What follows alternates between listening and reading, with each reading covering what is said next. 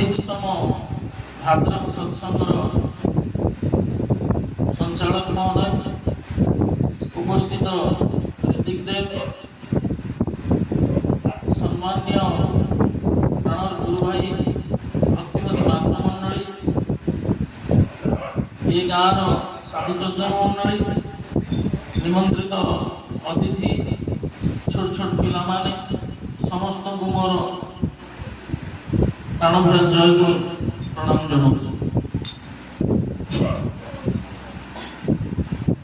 ଆଜିର ବିଶେଷ ସତ୍ସଙ୍ଗ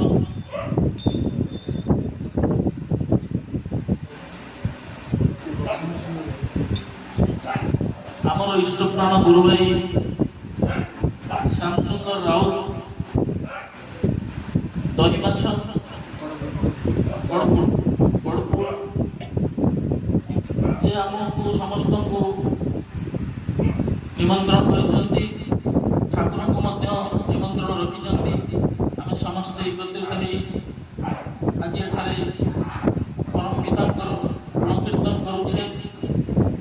ସର୍ବପ୍ରଥମେ ମୁଁ ସେହି ଶ୍ୟାମସୁନ୍ଦର ରାଉତ ଭାଇଙ୍କର ସୁସ୍ଥ ନିରାମୟ ଜୀବନ କାମନା କରିବା ସଙ୍ଗେ ସଙ୍ଗେ ସେ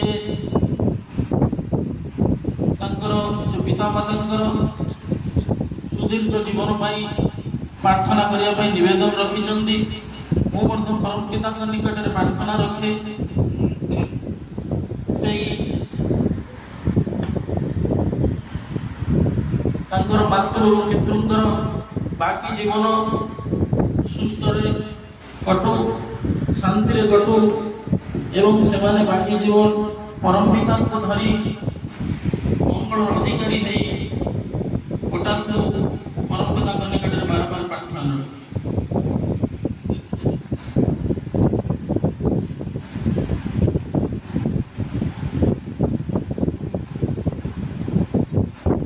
ସତ୍ୟାନୁସରଣରେ ଠାକୁର କହୁଛନ୍ତି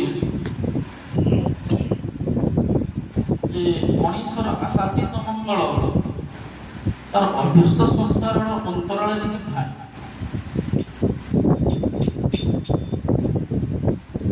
ମର୍ତ୍ତ୍ୟମଣ୍ଡଳେ ଦେହ ଧରି ଦେବତା ହେଲେ ବି ମରେ।